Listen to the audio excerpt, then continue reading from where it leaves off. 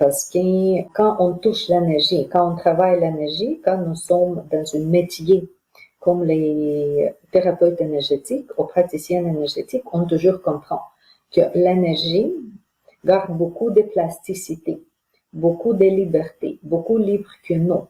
Pour guérir le corps physique, des fois, il faut juste amputer cet organe-là, et voilà. Il n'a plus d'organe, il n'a plus de problème. Ça, c'est simple, n'est-ce pas? On comprend. On comprend bien qu'est-ce qu'on voit. Mais avec l'énergie, c'est pas comme ça. L'énergie est invisible. L'énergie n'est pas très facilement contrôlée. L'énergie vibre dans sa propre vie, dans ses propres ordres. C'est pour ça, avec sa propre ton vibratoire, ou les qualités. Oui, c'est ça. Et c'est pour ça, pour guérir, pour donner le soin énergétique, pour chercher une amélioration, c'est pas toujours évident dans quelle forme cette amélioration se présente, se manifeste.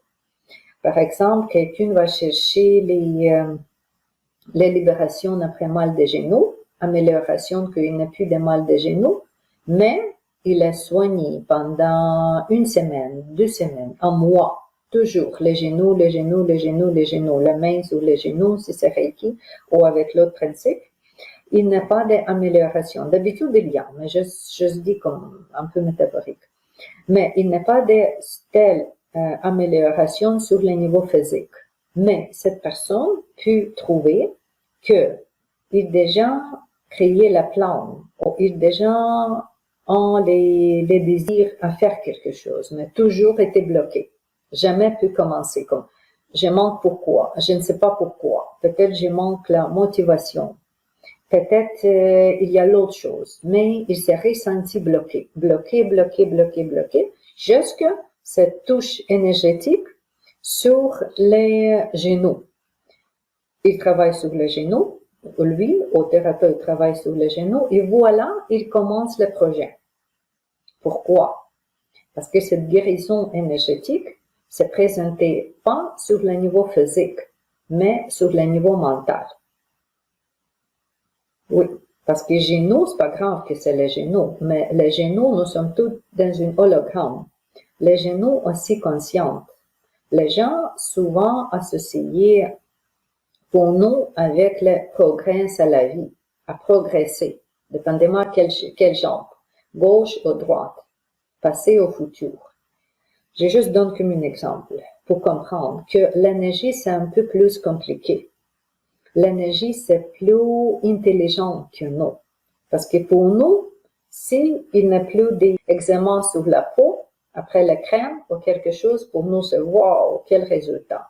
Mais on ne comprend pas que eczéma, simplement, se place maintenant intérieur. Il cherche l'autre partie du corps, où est-ce qu'il sortir, où est-ce qu'il briser la peau pour sortir. C'est pour ça, physique, c'est important. La condition physique, c'est important, mais c'est pas tout. C'est pas tout. C'est pas une santé holistique. Parce que quand on dit la santé holistique, c'est quoi holistique? C'est multi, dans chaque dimension. Physique, oui, la peau est guérie, parfait. Mais est-ce que les émotions qui sont associées avec la peau aussi guéries? Est-ce que la pensée qui est associée avec la peau aussi guérie?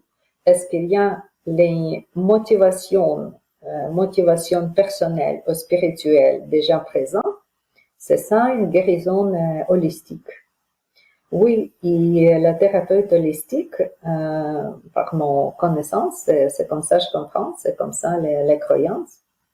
Pour moi, la thérapeute holistique est n'importe qui se nomme. C'est pas grave le nom. Le thérapeute holistique toujours doit regarder dans une plusieurs des aspects. Aspect physique, quoi? Qu'est-ce qui a changé? Aspect émotionnel. Pourquoi? Qu'est-ce qui a changé? Aspect mental. Pourquoi? Qu'est-ce qui a changé? Et aussi spirituel. Comment aligner? Comment trouver la vérité? Finalement, comment pas juste être en bonne santé physique, Mais comment être heureux? Parce que nous sommes nés ici. Toutes des grands livres bouddhistes, toutes des livres des Védas, toujours dit que nous sommes nés ici d'être joyeuses, d'être contentes. Oui.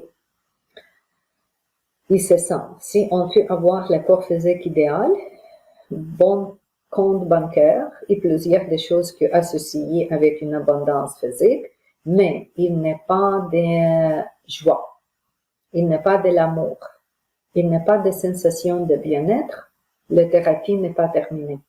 Oui, la thérapie n'est pas terminée. Oui, et pour terminer, il faut chercher qu'est-ce qui est encore manqué.